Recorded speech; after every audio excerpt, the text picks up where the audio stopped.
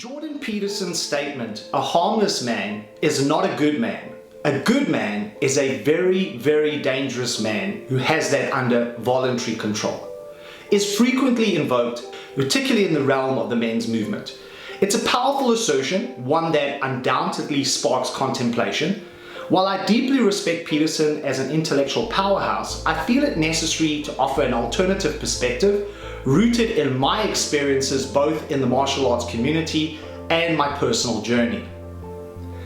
Navigating the modern martial arts world, I've often come across Peterson's quote, "Many who echo these words possess formidable physical capabilities. Some of these individuals, whom I personally know, genuinely embody the essence of being dangerous in terms of their martial prowess." However, the irony is palpable when these very same individuals display actions that betray an ethical fragility. Sly, underhanded tactics, dubious intentions, and a curated good guy facade on social media are paradoxical to the dangerous good man image they portray.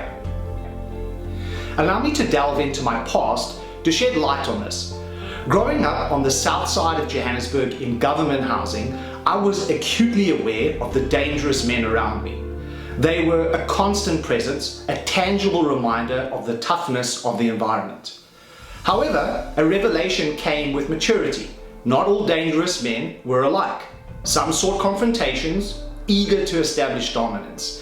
Yet the truly fearsome, those who commanded genuine respect, possessed an innate voluntary control over their dangerousness. Physical violence wasn't their go-to strategy. Instead, they employed restraint and discernment. A vivid memory from my early 20s elucidates this. Working outside some of Johannesburg's most notorious bars as a bouncer, one particular night stands out. I was working alone at a bar called Foxy's when a confrontation with a group unwilling to leave escalated quickly. As tension peaked and I found myself outnumbered 7-1, out of nowhere a familiar face from my past, one of those truly dangerous individuals, materialized beside me. He looked at me, nodded and said, "Need some help here, Rod?" Of course I said yes. I got the sense too that these guys who wanted to fight had no idea who he was. As it turns out, they were from another part of the country. Without resorting to violence, using just his imposing presence and well-chosen words, he effortlessly diffused the situation. To many, this man was very dangerous with commendable voluntary control. Yet while he might have aided me that night, his past deeds indicated that his moral compass wasn't always aligned with what one might consider a good man.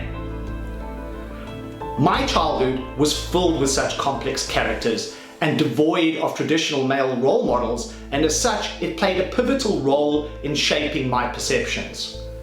These dangerous figures were the ones many of us looked up to and aspired to emulate.